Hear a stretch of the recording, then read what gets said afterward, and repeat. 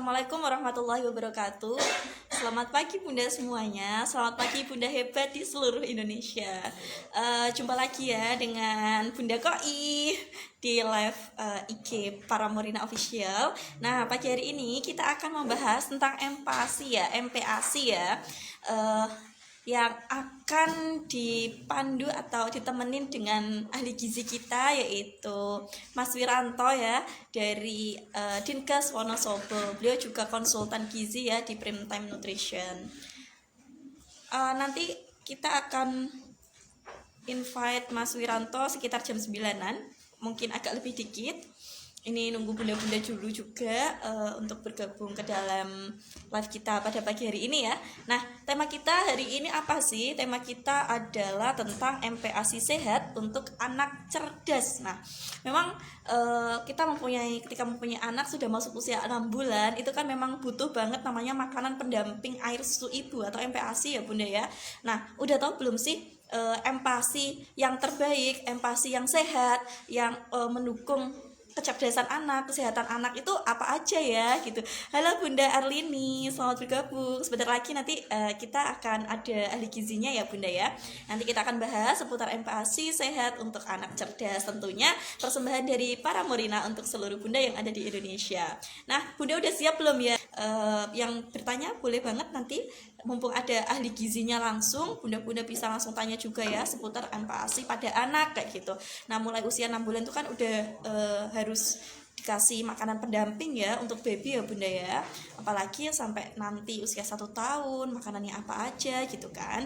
Nah, itu yang mendukung pertumbuhan, perkembangan serta nanti kecerdasan, terus juga tahun-tahun awal gitu kan, 1000 hari pertama gitu kan, bagi anak itu kan yang menentukan bagaimana nanti anak kedepannya kayak gitu, kecerdasan anak, pertumbuhan anak, terus juga kesehatan dan lain-lain. Ternyata memang dimulai dari 1000 hari pertama. Kalau kemarin kita sempat bahas tentang ketika di kandungan nutrisi apa aja, terus sekarang kita waktunya untuk membahas tentang empati pada anak gitu ya.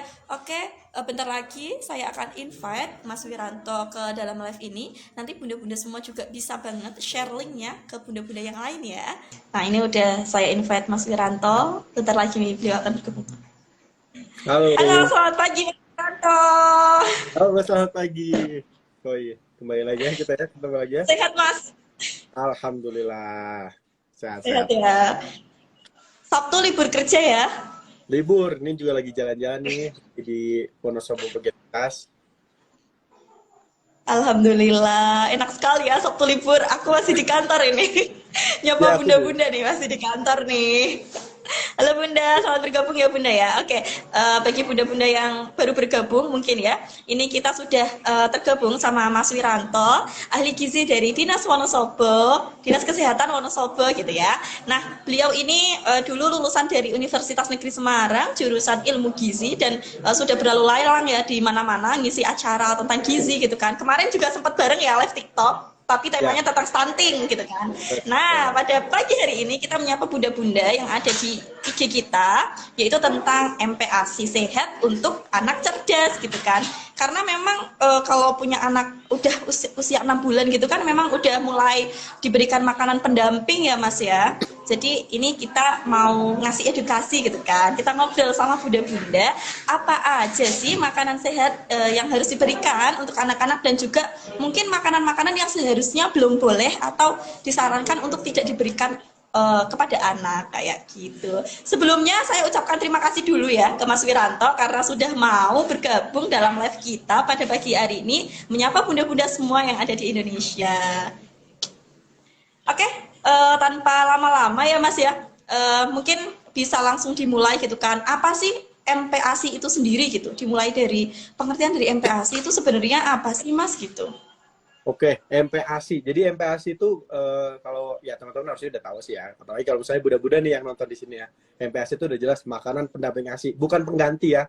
Jadi mungkin banyak orang yang mikir kalau udah usia 6 bulan eh, apa namanya dikasih MPASI terus gak dikasih ASI lagi. Enggak. Jadi MPASI itu makanan pendamping ASI yang diberikan kepada anak mulai dari usia 6 bulan gitu. Jadi fungsinya MPASI ini untuk proses apa ya pengenalan makanan gitu. Jadi pengenalan biar si apa namanya bayinya ini tuh bisa apa namanya ya siap untuk menerima makanan keluarga gitu, karena kan nanti MPASI itu juga bertahap gitu Mbak Koi kalau MPASI.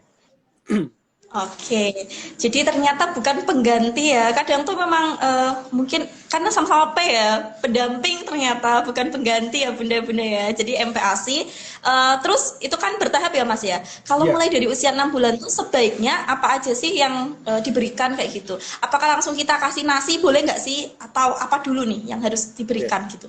Jadi MPASI itu terbagi jadi di 3 tahapan ya.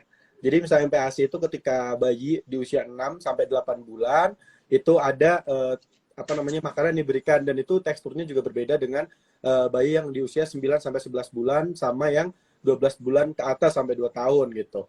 Nah, kalau misalnya di usia 6 sampai 8 bulan itu masih bentuknya tuh lumat gitu. Nah, tadi Mbak Koi nanya, boleh nggak langsung dikasih nasi?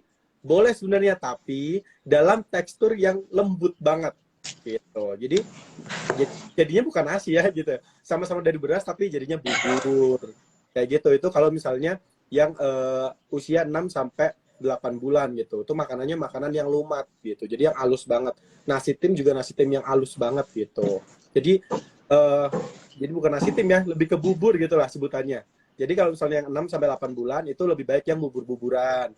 Kemudian nanti di usia 6 sampai 8 terus 9 sampai 11 bulan itu udah mulai bisa pakai nasi yang lebih lembut, itu nasi tim. Nah, kemudian nanti mulai di usia 11 bulan baru deh dikenalin sama makanan keluarga bentuknya nasi biasa gitu Mbak Koi. Oke, jadi memang ternyata ada tahapannya ya Bunda ya. Terus kadang gini Mas, sering banget ya terjadi mungkin karena memang masih minimnya edukasi atau bagaimana ya. Kadang tuh belum usia 6 bulan gitu udah dikasih makan karena anaknya tuh kan kayak rewel gitu ya, dalam artian nangis gitu. Nah nangis itu disalahartikan yaudah ini kayaknya lapar gitu langsung dikasih makan, terus ketika udah dikasih makan itu tenang gitu, sebenarnya itu gimana Mas? Oke, jadi apa ya? Itu banyak banget loh. Bahkan aku ada pernah lihat konten itu ibu-ibu yang baru 1 hari lahir gitu, udah dikasih MPASI MPASI kemasan gitu. Ya oke, dia teksturnya lembut, tapi kan kalau ibu-ibu tahu bayi yang baru lahir itu lambungnya tuh sejempol gitu loh. Lambungnya tuh sejempol. Jadi kecil banget gitu. Jadi kalau misalnya dikasih makanan kayak mungkin 1 sendoknya udah penuh banget gitu. Nah, belum lagi bayi ini kan dia organ tubuhnya tuh sebenarnya belum sempurna banget ya. Jadi masih perlu ada ya tadi ya, masih perlu berkembang, kemudian perlu beradaptasi gitu. Makanya 6 bulan itu fokus ASI aja dulu, karena ASI itu udah 100% memenuhi kebutuhan si bayi gitu. Jadi dan nggak ada makanan sebaik ASI loh, nggak ada makanan sebaik ASI. Ya itulah hebatnya Tuhan menciptakan seorang ibu yang bisa memproduksi ASI yang diberikan pada anaknya gitu kan. Kalian kan kayak jadinya kayak gimana ya, kayak nggak bersyukur kalau misalnya kita malah ngasih yang lain gitu. Tuhan udah ngasih nih gratis, gratis kan, nggak ada tuh ASI ASI beli kan, gratis loh. Semua orang tuh yang cewek-cewek nih dikasih ASI gratis gitu. Kok malah dadaan beli susu formula misalnya, atau malah beli apa namanya kemasan MPASI kemasan misalnya gitu. Nah itu lebih nggak disaranin banget kalau sebelum 6 bulan dikasih makanan selain ASI. Kenapa? Karena kalau misalnya bayi sebelum 6 bulan udah dikasih MPASI, bisa saja terjadi banyak apa namanya kena rentan terhadap serangan penyakit gitu maupun infeksi karena kekebalan tubuhnya menurun gitu. Kemudian kebutuhannya bisa saja ada dua kemungkinan. Satu, kebutuhannya bakalan menurun, kebutuhannya itu tidak tercukupi, atau kebutuhannya itu berlebihan, asupannya itu berlebihan daripada kebutuhannya gitu. Makanya nih anak-anak yang biasanya dikasih MPASI bisa aja tuh jadiin kegemukan atau obesitas ketika anak kecilnya itu gitu. Jadi terus ditambah lagi bahaya diare. Jadi nanti ada gangguan saluran pencernaan. Kalau misalnya anak itu tadi yang lambungnya kan belum siap ya kalau dikasih makanan selain ASI gitu. Memang konsepnya kayak gitu, secara biologisnya kayak gitu. Jadi kalau bisa dipaksa dengan makanan yang lain, bahkan sekelas air putih, madu, pisang itu yang paling sering dikasihkan ya. sama air tajin gitu kan, itu sangat gak disarankan sebelum anak itu usianya 6 bulan gitu, karena kita nggak tahu apakah di makanan tersebut juga ada kontaminasi bakteri atau enggak. Kalau misalnya ada kontaminasi bakteri sedikit, walaupun sedikit, tapi kalau misalnya untuk anak bayi itu sensitif banget, bisa terjadinya si diare gitu. Nah nanti kalau misalnya udah diare, nah, parah lagi gitu, jadi nanti dapat penyakit yang lain, terus anaknya rewel, makin rewel gitu kan ya. Yang mungkin mikirnya tadi Mbak Koi bilang, banyak ibu-ibu yang kayak ngerasa nangis sekali, dikiranya lapar dikasih makan. Habis itu nangisnya berbulan-bulan, kan malah nanti capek sendiri bunda-bundanya itu. Oke, jadi ternyata memang ASI sesempurna itu ya. Allah sudah menciptakan, Tuhan sudah menciptakan ASI memang sesempurna itu untuk anak-anak kita gitu ya Mas ya. Terus juga mungkin barangkali yang nggak ada masalah ya dengan ASINya ya, ya kenapa nggak diberikan ASI gitu kan. Memang ASI itu sesempurna itu gitu. Nah untuk makanan pendamping sendiri nih Mas, bisa nggak sih dicontohkan misal apa aja sih sebenarnya kebutuhan anak itu tadi kan berdasarkan usia teksturnya udah dijelaskan ya, terus kayak kebutuhannya apa aja sih. Kan ada gizi seimbang tuh, pedoman gizi seimbang, terus apa sih porsinya seberapa gitu, apakah harus dari gizi seimbang itu semua kita kasih di dalam empasi kita atau gimana? Oke, ini kita bahas kebutuhannya dulu ya. Jadi kebutuhan anak gitu, bayi di usia 0 sampai 5 bulan itu kurang lebih kan 550 kalori, itu berarti 550 kalori itu bisa didapatkan dari ASI aja. Itu di usia 0 sampai 6 bulan ya. Nah, kemudian mulai dari 6 bulan sampai dengan 11 bulan itu kebutuhannya 800 kalori. Nah, dari 800 kalori ini bisa dipenuhi sama ASI itu 2/3-nya. Jadi 2/3 ASI itu udah bisa mencukupi kebutuhan di 800 gitu. Nah, kemudian untuk yang usia 6 sampai 8 bulan ini bisa dikasih makanan lengkap. Jadi tadi yang Mbak Koi udah bilang ada pedoman gizi seimbang ya. Si balita si bayi ini juga perlu gitu. Jadi komposisi pangannya juga harus lengkap, ada karbonnya, ada protein, artinya kemudian ada mayurnya dan ada buahnya gitu. Cuman memang harus diolah sesuai dengan tekstur untuk si balita ini gitu. Nah, untuk 6 sampai 8 bulan itu kurang lebih sekali makan itu cukup 2 sampai 3 sendok makan aja Mbak Koi, nggak usah banyak-banyak. Jadi kalau misalnya usianya masih 6 bulan, jangan terus dipikir wah semangkuk harus habis gitu. Enggak, jadi memang daya tampungnya cukup 2 sampai 3 sendok makan aja itu udah cukup gitu. Jadi nah itu sambil nanti perlahan ditingkatin sampai nantinya jadi setengah mangkok. Di usia-usia 8 bulan tuh udah setengah mangkok gitu. Bentuk makanannya bisa kayak bubur, kemudian ada sayurannya ya. Jadi bubur di dalamnya ditambah sayuran, kemudian ikan-ikanan atau lauk pauk yang udah dihaluskan juga dimasukin ke buburnya. Kemudian bisa pakai pure buah yang dihaluskan atau jus buah lah gitu. Tapi jusnya juga jangan ditambahin kental manis, jangan ditambahin gula atau creamer gitu ya, jangan ditambahin itu. Itu kalau yang di usia 6 sampai 8 bulan. Frekuensinya sehari itu di antara 3 sampai 4 kali Mbak Koi. Jadi misal nih, tadi kan lu nih sampai 8 bulan itu makan 3 sampai 4 kali sehari. Satu kali makan itu 2 sampai 3 sendok gitu. Berarti sehari kalau misalnya sehari itu ada 3 kali makan terus 3 sendok, berarti ada 9 sendok sehari. Bayi itu konsumsi 9 sendok. Tapi tetap ada jadwal makannya ya. Jangan 3 itu cepet deket-deketan. Jadi ada pagi, siang, sore gitu. Nanti malam juga ada misalnya. Dan bayi tetap dikasih ASI lagi ya. Karena MPASI itu pendamping ASI gitu ya. Jadi tetap dikasih ASI sehari gitu. Gitu Mbak Koi, itu baru 6 sampai 8 bulan. Panjang ya Mbak Koi ya. Terus di usia berapa lah ya? Berarti 6 sampai 8 terus jadi di usia 9 sampai 11 bulan ya. Nah, kalau di usia 9 sampai 11 bulan itu kan teksturnya udah nggak lumat lagi tapi udah ke lembut gitu ya. Lembek maksudnya. Jadi kalau yang lembek ini bentuknya bisa nasi tim gitu. Nah, dikasihnya itu 3 sampai 4 kali juga sehari, tapi porsinya itu yang tadinya kan 6 sampai 8 bulan itu kan ditingkatin ya, dari 2 sampai 3 sendok ditingkatin sampai jadinya setengah mangkok. Nah, kalau dia 9 sampai 11 bulan itu ditingkatinnya dari setengah mangkok sampai dengan 3/4 mangkok gitu. Jadi udah hampir 1 mangkok lah, tapi belum 1 mangkok. Itu ditingkatin perlahan, jangan langsung ditingkatin secara mendadak, jadi perlahan ditambah-tambah gitu.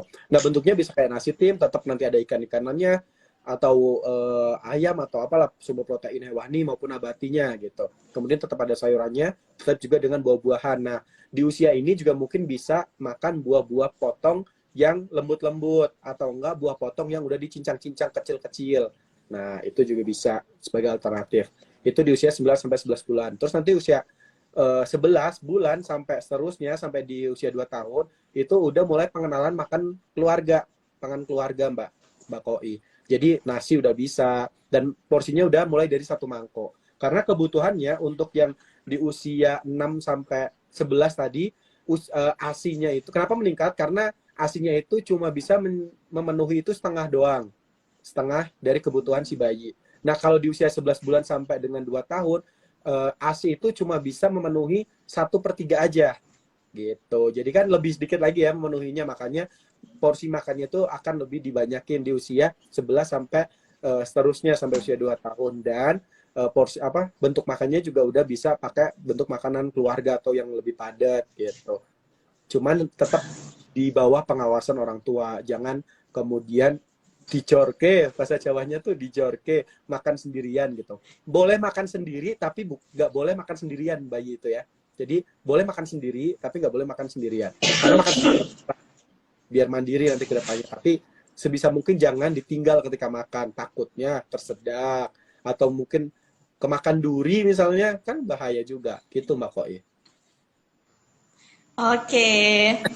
Eh, ternyata memang ada tahapannya gitu ya Mas ya, nggak bisa langsung misal nih anakku 8 bulan langsung tak kasih 1 mangkok, mau nggak mau harus habis gitu. Kalau nggak habis ya udah dipaksa gitu, ayo harus mau. Kadang tuh lihat gitu kan, ada yang kayak dibikinin bubur gitu kan, oh ternyata porsinya memang kalau baru 6 sampai 8 bulan tuh mungkin 3 sendok ya, 3 sendok makan gitu baru segitu. Tapi memang bunda itu kan nggak puas ya kalau kita udah bikinin terus kok nggak habis tuh kan rasanya aduh kok nggak habis gitu loh.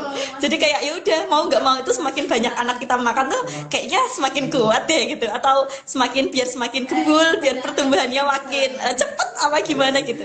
Nah ternyata hal kayak gitu tuh kurang tepat ya Mas ya. Terus ini Mas, apa namanya, ada nggak sih porsi-porsi apa yang harus lebih banyak, atau karbonya yang harus lebih banyak, atau apanya yang harus lebih banyak gitu, atau Oke. semuanya harus imbang? Kalau kita lebih dewasa kan kayak lebih dianjurkan karbonya yang lebih dikit ya, kalau nggak salah ya. Mohon diluruskan gitu, gimana Mas? Ya, ya sebenarnya kalau dewasa itu tetap sih sebenarnya walaupun bilang karbonya lebih dikit, tapi kalau dihitung-hitung tetap aja porsinya kebutuhan karbo kita pasti lebih tinggi karena kebutuhan karbo itu bisa bisa sampai 50-65% tuh kalau dewasa ya. Nah kalau misal anak kecil tetap sih sebenarnya hampir sama kayak yang dewasa, cuman kan dengan kebutuhan dia yang memang sedikit kan di kisaran 1.000 kalori aja gitu kan. Nah, tapi lebih ditekankan untuk tetap konsumsi kayak lemak baik, kemudian protein. Nah, ini yang unik nih Mbak Koi. Kadang orang-orang itu kebalik. Jadi anak kecil ini dibanyakinya sayur dan buah. Buah fokus ke sana.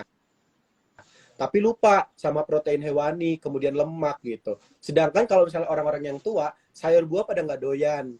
Tapi protein, terus minyak-minyakan, mereka doyan banget. Santan-santanan, mereka doyan banget. Jadi ini agak kebalik sebenarnya. Justru kalau anak kecil ini dikasih santan tuh malah bagus gitu ya. Asal nggak berlebihan, lagi ya. Asal nggak berlebihan. Tetap dipantau. Dikasih santan, sayur lodeh, kayak gitu-gitu, anak kecil ketika memang dia udah siap di makanan keluarga itu udah boleh makan-makan kayak gitu gitu.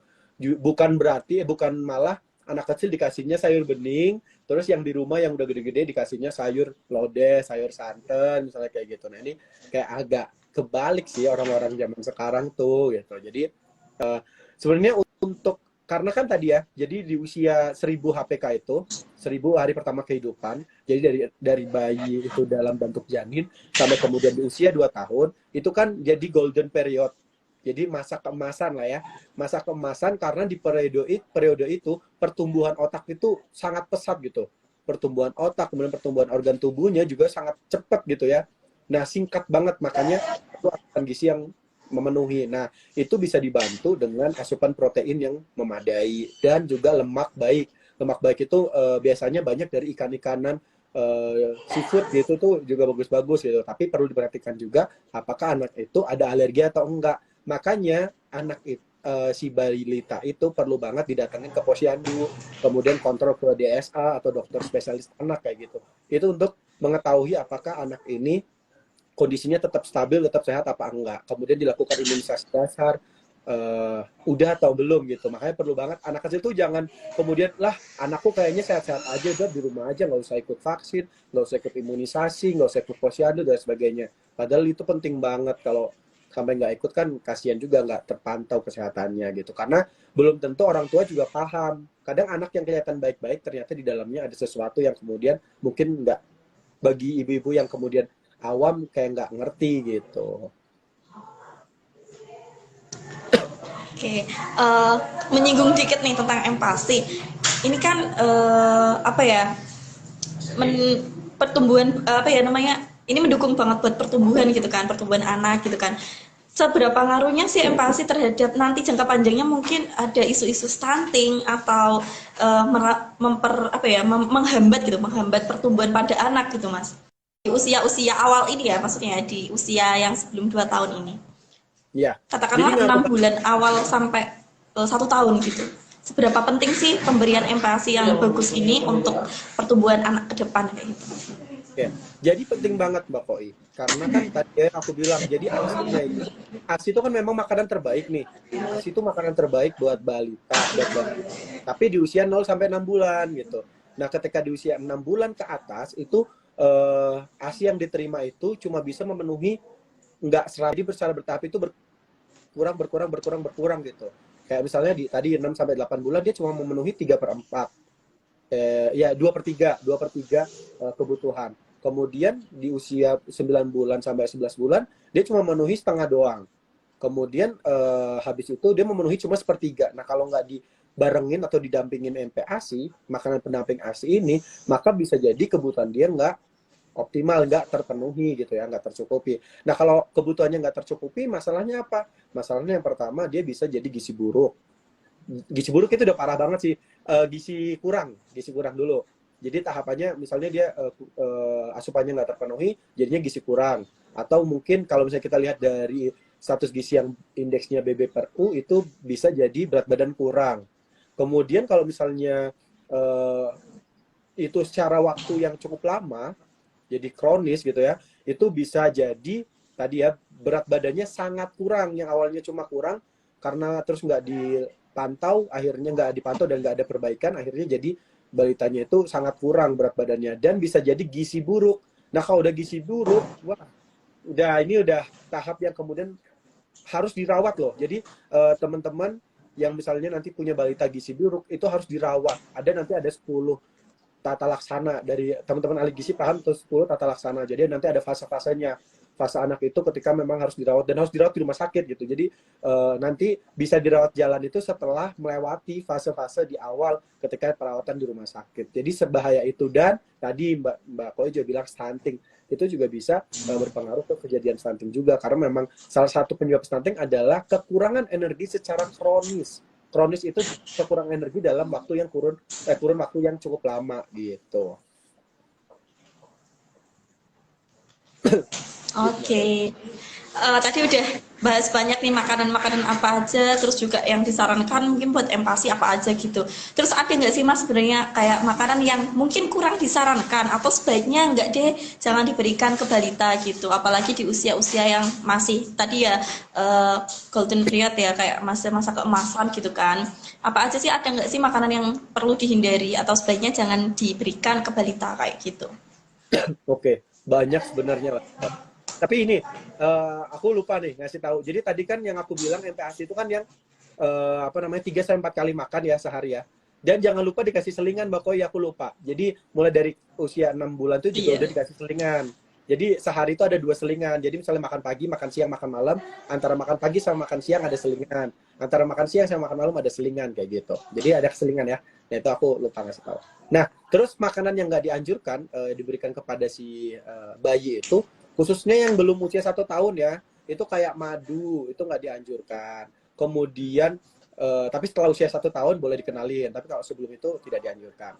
Kemudian, sebisa mungkin, tak saranin ya, ketika masak MPASI, bapak-bapak ibu-ibu misalnya ada bapak-bapak yang juga ikut masak ya. Ini bukan jangan sih. Kalau bisa dibatasi banget, kalau bisa nggak usah juga nggak apa-apa sih, nggak usah ditambahin gula, garam. Tuh dua itu tuh kalau bisa nggak usah dulu gitu. Biar anak itu tahu rasanya makanan itu secara murni. That's why kenapa orang Indonesia itu kalau misalnya makan kalau nggak dikasih micin nggak berasa. Terus kalau nggak asin nggak enak gitu ya. Orang-orang sekarang kita yang gede-gede gitu. Karena dari kecil Sinyalnya kita agak jelek.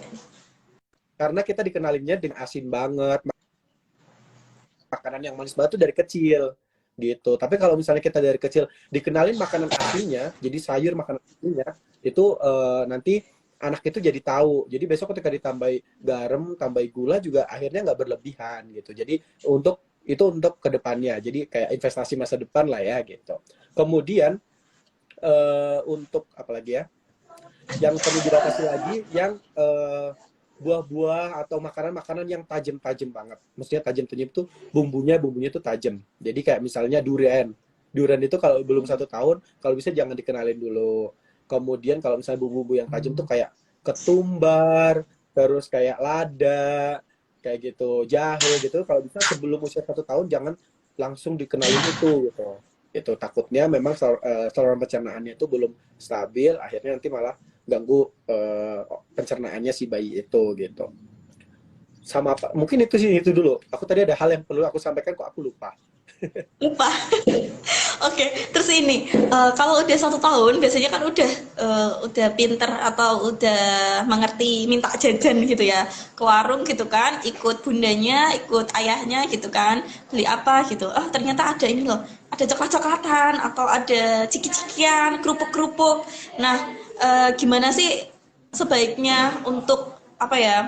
Hal itu boleh nggak sih sebenarnya gitu? Itu dulu deh, karena banyak anak yang kalau kita nggak kasih gitu kan permen atau coklat gitu kan, kemasan banyak ya di warung, terus nanti kan nangis kejer-kejer gitu. Nah itu gimana nih kita sebagai orang tua gitu mas, harusnya dibiarin nangis aja atau ya udah deh nggak apa-apa dikasih gitu?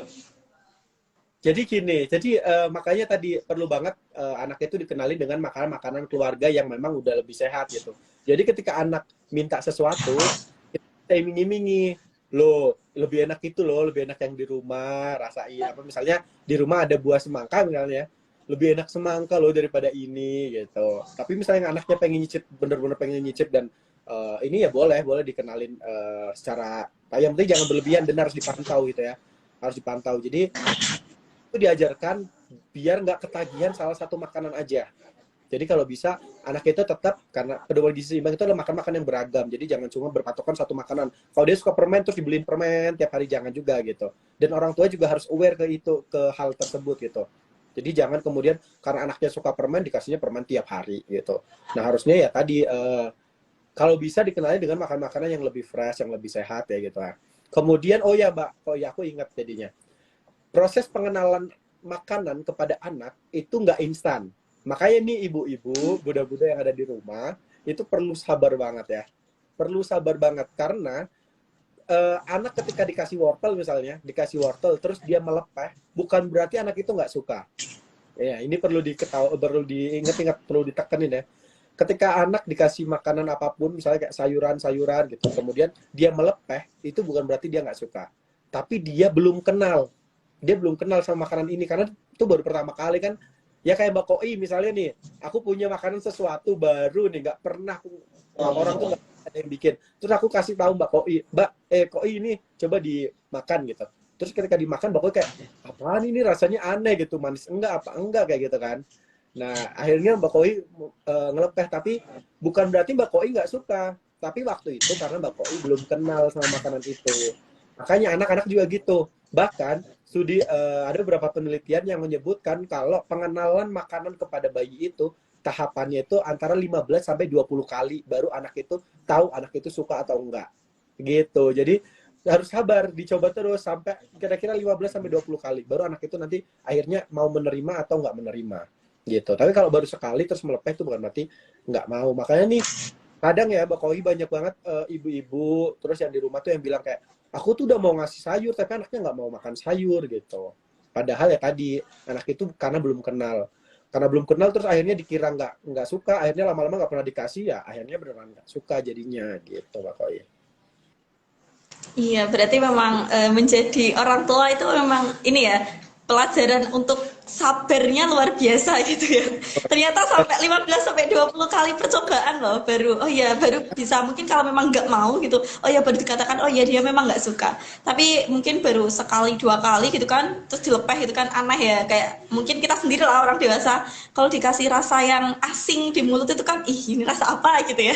Makanya perlu pengenalan seperti itu. Ini nggak, Mas, ada nggak sih rekomendasi makanan-makanan yang bisa meningkatkan kecerdasan otak si kecil? Oke, kalau Kira-kira makanan-makanan yang ada nggak ya? ada untuk kecerdasan otak si kecil pastinya yang tadi ya sebenarnya yang awal udah aku singgung.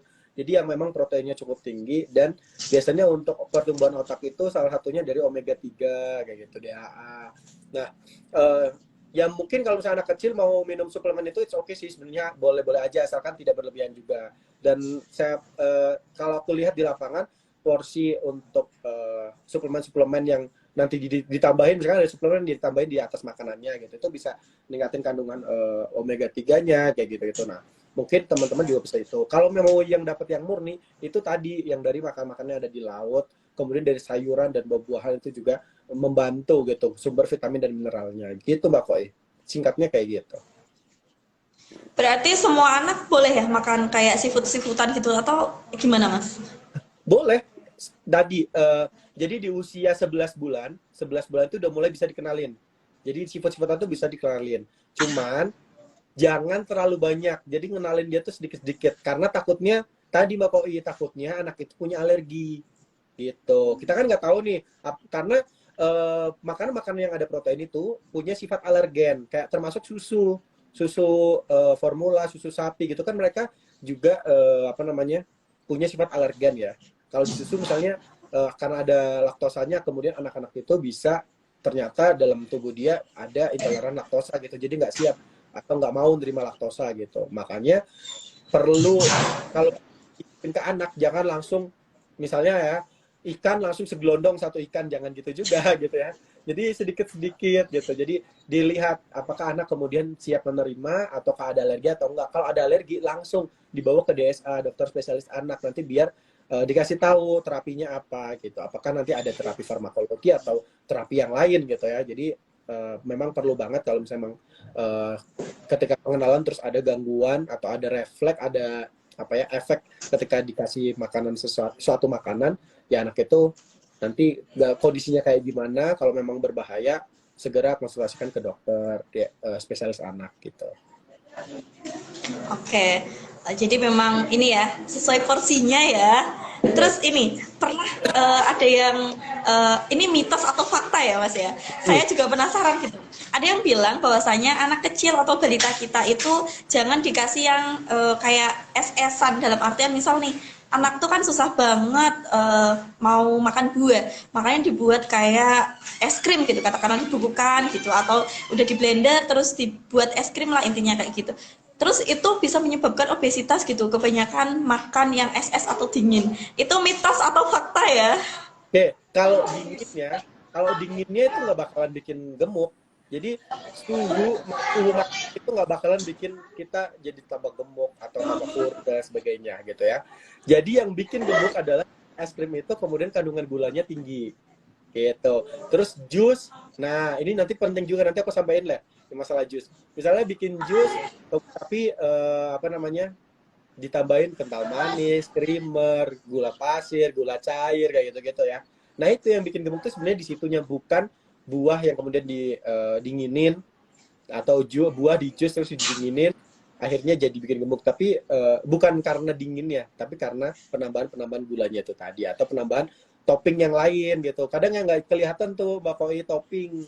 Jadi oke nggak dikasih gula tapi masih dikasih peres yang itu merek ya, mesis maaf, kasih mesis yang berlebihan gitu atau dikasih keju yang berlebihan kayak gitu. Nah, kan dari topping-topping itu yang gemuk gitu. Jadi kalau dinginnya mitos, tapi kalau kandungan minuman ataupun dari olahan tersebut yang tinggi gula, nah itu baru bisa nyebabin anak itu jadi obesitas.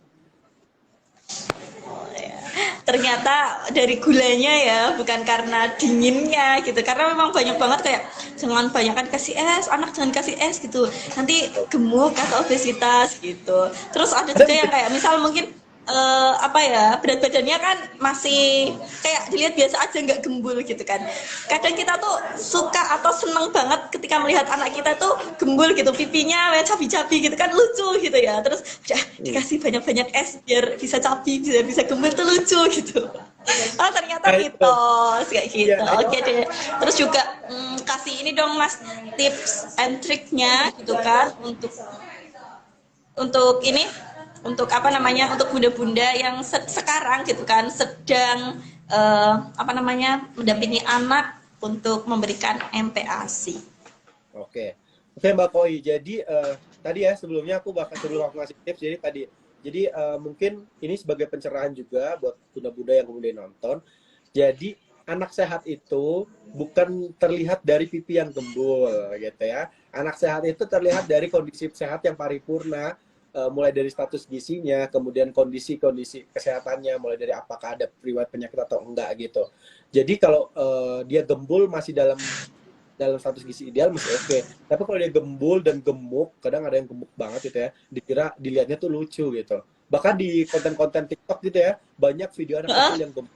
Terus di komennya tuh malah, ih gemesin banget, ih lucu-lucu kayak gitu. Jadi orang tuanya malah jadi bangga. Akhirnya ditambahin gemuk gitu. Nah takutnya nanti malah jadi obesitas, malah nanti jadi bahaya ke depannya karena ibu-ibu juga harus tahu nih, karena obesitas ini bisa ningkatin faktor resiko kejadian penyakit-penyakit degeneratif yang lain, kayak misalnya dia nanti jadi ada gangguan pada pembuluh darah, pada kesehatan jantungnya terganggu, kemudian bisa gangguan pada organ tubuh yang lain kayak ginjal. Jadi itu yang perlu jadi perhatian gitu, biar ibu-ibu juga lebih paham lah sekarang. Pokoknya anak itu status gizinya normal, status gizinya baik, itu udah baik banget, ditambah nanti kondisi kesehatannya itu pas gitu ya, jadi nggak ada riwayat penyakit dan lain sebagainya gitu. Nah kemudian tadi terkait jus Mbak Koi. Nah terkait jus itu untuk anak sebenarnya kalau aku saranin nggak dianjurkan anak-anak itu dibiasakan minum jus yang tinggi gula, tinggi apa namanya, ditambah kental manis kayak itu tuh nggak mungkin. Kalau konsumsi jus ya kemudian di blender kemudian kalau anaknya itu udah di usia 11 bulan karena udah bisa makan makanan bentuk keluarga biasa, itu ya buah potong aja gitu, nggak harus di jus gitu. Nah itu sih Mbak Koi untuk awal ya. Nah untuk tipsnya yang tadi yang pertama, Bapak Ibu juga harus sabar. Ibu-ibunya lah harus sabar nih, fokusnya ke ibu-ibu tuh harus sabar. Memang ya, selama 2 tahun ini penting banget gitu. Jadi harus sabar demi kebaikan anak itu ke depannya. Pasti kan ibu-ibu juga pengen gitu anaknya tuh sehat terus gitu ya. Kemudian tadi upayakan sesuaikan makanan itu dengan usianya si balita itu, kemudian sama dia terima si balita itu. Jadi ketika anaknya masih 8 bulan, jangan kemudian langsung dikasih nasi. Jadi bertahap. Kasihlah MPASI secara bertahap. Kemudian buat apalagi ya, sebisa mungkin kalau memang tidak diperlukan untuk konsumsi susu formula itu nggak harus. Jadi susu formula itu nggak harus loh. Jadi kadang orang-orang mikir kayak, ih anak kecil berarti harus kasih susu formula, itu nggak harus. Tapi kalau mau dikasih oke, nggak apa-apa asalkan tidak berlebihan gitu. Jadi susu formula itu kan memenuhi kebutuhan protein. Nah selama kalau anak itu bisa memenuhi kebutuhan protein dari produk yang lain, misalnya telur, ayam, ikan-ikanan dan sebagainya, ya nggak perlu gitu pakai susu formula. Kalau misalnya ada susu segar ya malah boleh juga susu. Kemudian untuk produk MPA sendiri sebenarnya lebih bagus lagi kalau misalnya olahan sendiri. Dari olahan sendiri jadinya orang tua itu akan lebih sayang sama anak gitu ya, jadi lebih tahu juga gitu, dan sayang antara ibu dan anak jadi lebih rekat gitu, daripada ibu yang langsung pakai MPASI kemasan gitu ya gitu. Tapi kalau bisanya MPASI kemasan itu oke, asalkan dilihat kandungannya apakah memenuhi kebutuhan atau enggak kayak gitu. Terus tetap kasih ASI sampai usianya itu seenggaknya di 23 bulan gitu. Nanti mulai 23 bulan udah mulai penyapihan lah gitu. Karena ASI itu cukup bagus, ASI itu sangat bagus buat si kebutuhan gizi si bayi, dan biasanya dengan menetek si bayi ini nanti naluri kasih sayang antara ibu dan anak itu juga lebih erat gitu. Dan selalu pantau ketika anak itu sedang makan apapun. Gitu Mbak Koi. Oke, ini ada teman kita yang mampir di live nih Mas. Aku mau nyapa Siapa? dulu deh. Ada Wilhan, tips Oh, berisi Mas Wir katanya. Halo Mas Wilhan, ada halo, Mas Mila. Colin juga. Halo Mas Colin, long time no see. Ini teman-teman kita mampir dari tayangan live-nya Mas Wir nih. Oke. Halo calon bapak-bapak, kita sedang membahas tentang MPASI ya pada pagi hari ini, boleh banget nyimak. Terus ini ilmu banget gitu kan, nanti persiapan ya setelah nanti jadi bapak beneran, berkeluarga gitu kan. Nah ini bisa diterapkan ilmunya. Oke, aku setuju banget nih Mas sama yang antara ini loh, buat mempererat kasih sayang, mungkin dari sisi psikologisnya ya. Jadi itu nanti lebih dekat, lebih dekat sama ibu, hasil dari masakan ibunya sendiri atau olahan ibunya tadi ya. Mungkin itu kayaknya pernah dibahas juga di parenting gitu, pernah dengar. Terus juga ini ada titipan pertanyaan Mas melalui DM. Ini dari Bunda Hana, katanya gini, boleh nggak sih kasih kerupuk anak kita gitu, jadi pas makan disuapin makanan gitu, perkenalan makanan keluarganya itu, terus kasih kerupuk, karena keluarganya itu sering kalau makan selalu kasih kerupuk. Nah itu boleh nggak sih Mas kayak gitu? Kalau jawabannya boleh apa enggak boleh? Jawabannya boleh, tetapi tetap harus dibatasi. Jadi kerupuk itu ringan, tapi dia kalorinya tinggi loh Mbak Kok. Karena dia dari tepung, kemudian tepung itu digoreng.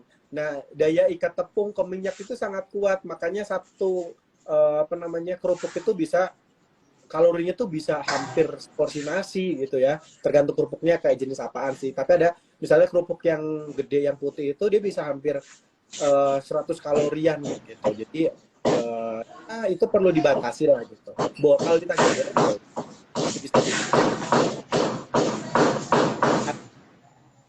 perlihat apa kasih apa ya, perhatiin juga kerupuknya jenis yang kayak gimana.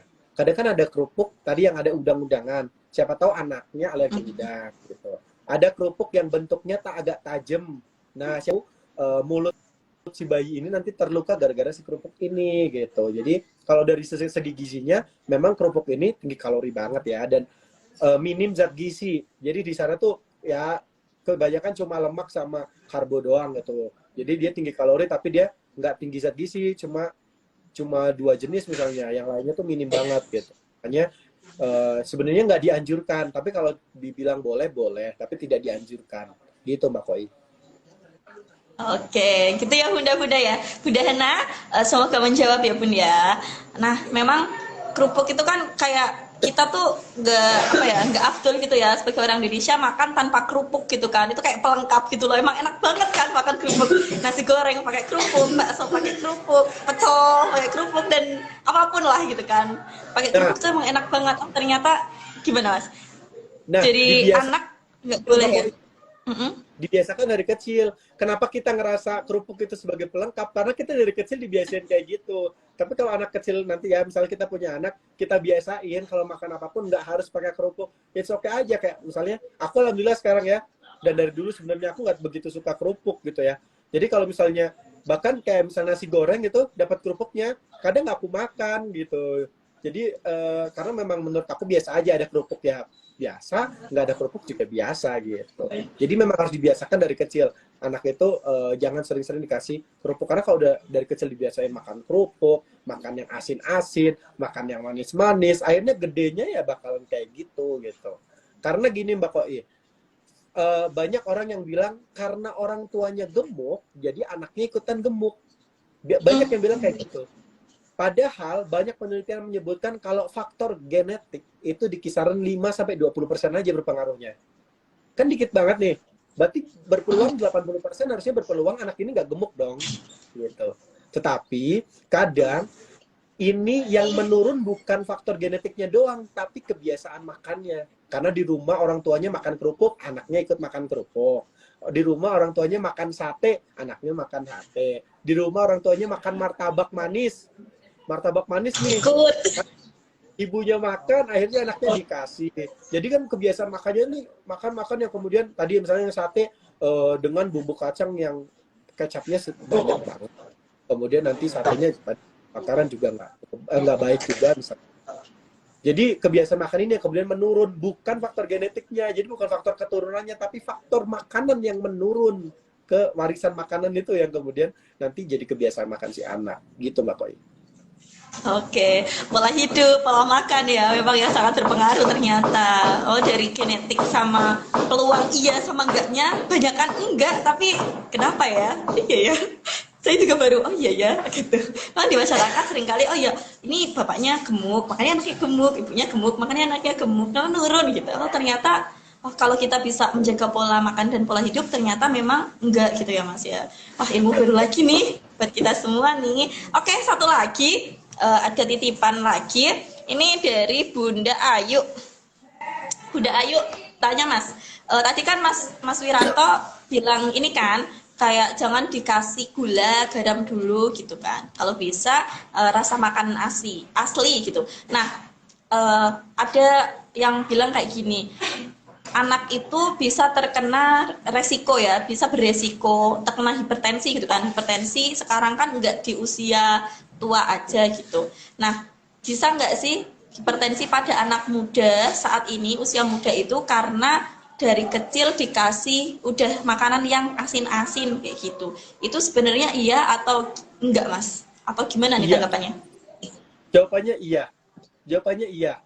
Jadi memang ya semakin ke sini yang penyakit-penyakit yang seharusnya kebanyakan itu diterima atau terjadi pada orang tua, orang-orang yang udah dewasa ke atas, tetapi sekarang bisa aja terjadi pada anak muda karena perubahan pola makan tadi.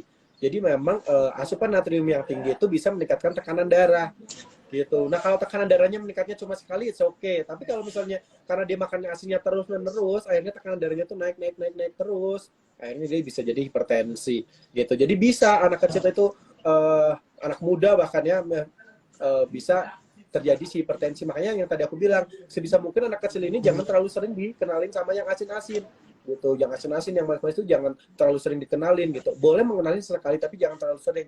Karena takutnya nanti dia ngerasa asin terus asin, jadinya makan favoritnya itu yang asin gitu. Jadi nanti kalau misalnya udah biasa makan yang asin, ya makin naik. Jadi termasuk juga dengan gula. Kalau kita pikir-pikir ya Mbak, kok iya, sebenarnya kan di nasi udah ada kandungan gulanya. Coba deh Mbak Koi nyicipin nasi putih, pasti kan ada manis-manisnya kan? Agak manis. Nah, betul, jadi dari manis itu aja sebenarnya kan untuk lidahnya si balita itu ya udah cukup. Karena organ penginderaan khususnya di lidah itu ke semakin bertambahnya usia, itu semakin nggak sensitif. Jadi kalau misalnya kita masih kecil-kecil gitu, masih anak-anak, masih balita itu, dia udah sensitif, dikasih garam sedikit aja udah sensitif, udah ngerasain asinnya gitu. Beda kalau kita nih yang udah gede nih ya, coba Mbak Koi misalnya udah biasa makan asin, dikasih asin 1 sendok di sayurnya sepanci, dicicipin, kurang asin ya, ditambah lagi. Terus orang tuanya datang, ibu Mbak Koi datang, terus nyicipin lagi. Gimana sih Mbak Koi masak kok nggak asin, ditambahin garam lagi gitu. Padahal tuh karena sensitif lidahnya itu ketika usianya makin tua itu makin nggak sensitif gitu Mbak Koi. Nah, Oke, makasih banyak. sih.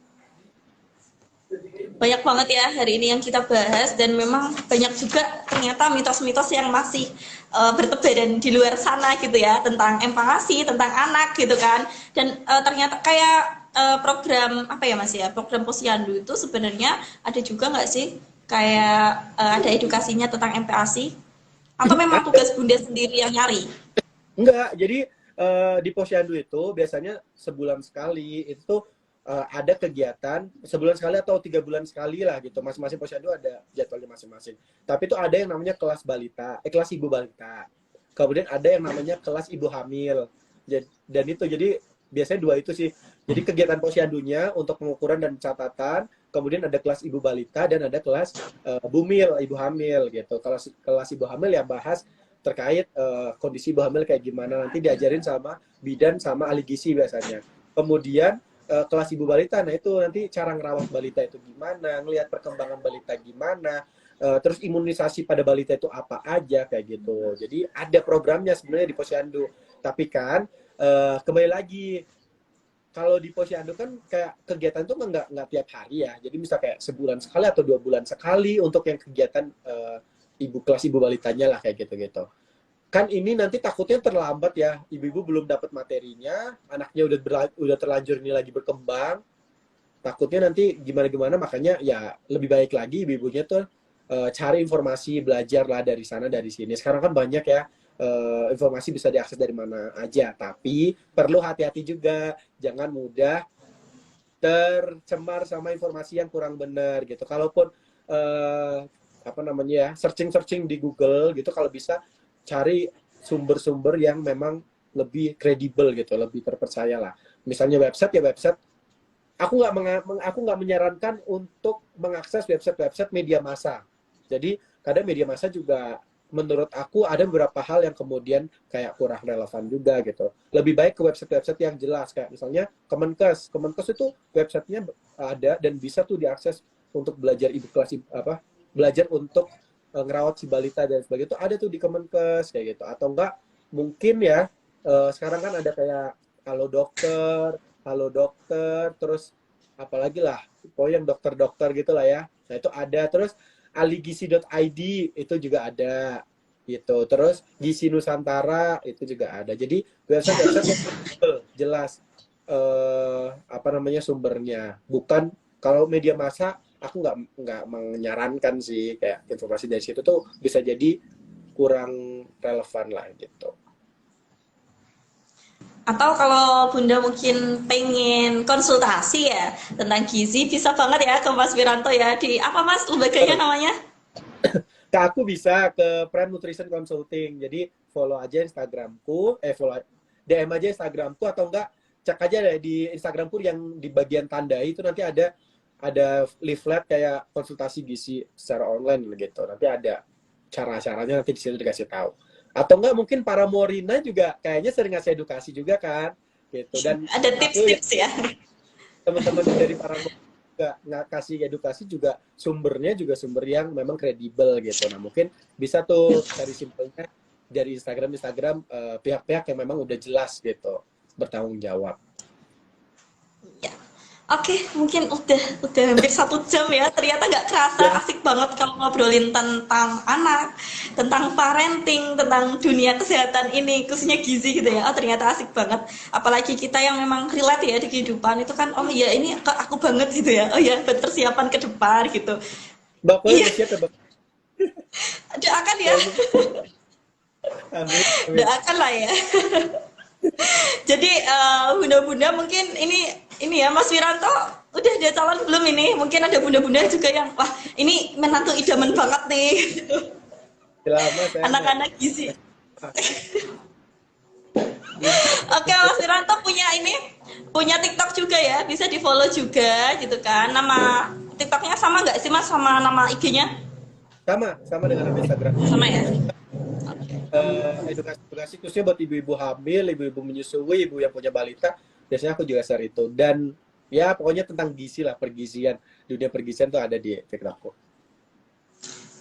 Bunda-bunda untuk info-info edukasi ya, itu boleh banget nih follow TikTok dan juga IG-nya Mas Wiranto ya. Untuk banyak info, terus juga yang mau konsultasi online tadi ya, bisa langsung ke Mas Wiranto di Prime Nutrition ya. Itu konsultasi online, nanti Bunda juga bisa, mungkin kalau masih ragu atau pengen bener-bener pengen konsultasi langsung ke ahli gizinya, boleh banget dicoba. Oke, udah 1 jam ya kita ditemenin Mas Wiranto di sini pada pagi hari ini dari Sabtu ini ya, yang seharusnya mungkin Mas Wiranto jalan-jalan gitu, sekarang lagi jalan-jalan juga gitu kan, tapi alhamdulillah bisa gabung gitu.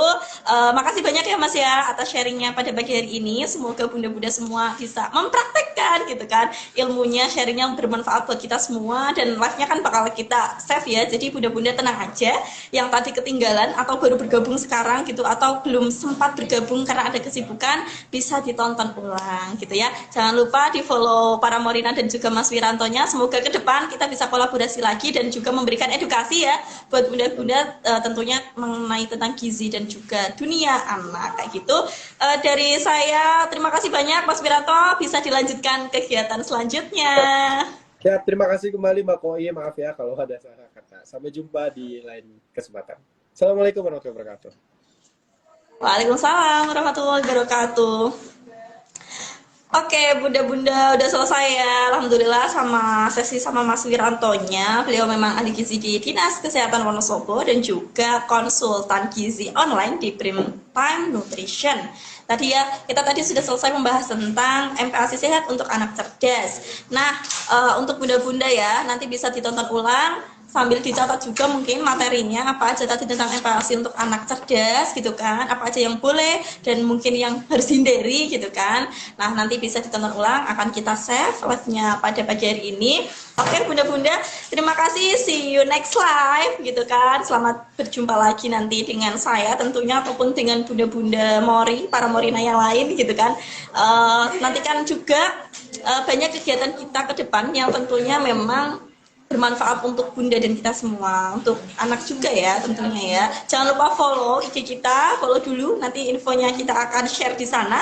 TikTok kita juga jangan lupa di follow, terus bisa juga cek di YouTube kita ya, di Para Morina Official, Para Morina Indonesia Official. Oke, terima kasih, selamat hari Sabtu, selamat liburan, selamat melanjutkan aktivitas, semoga sehat selalu. Terima kasih dari Para Morina. Kita ada jargon ya, Para Morina, teman tumbuh anak Indonesia, bunda hebat, anak sehat. Assalamualaikum warahmatullahi wabarakatuh.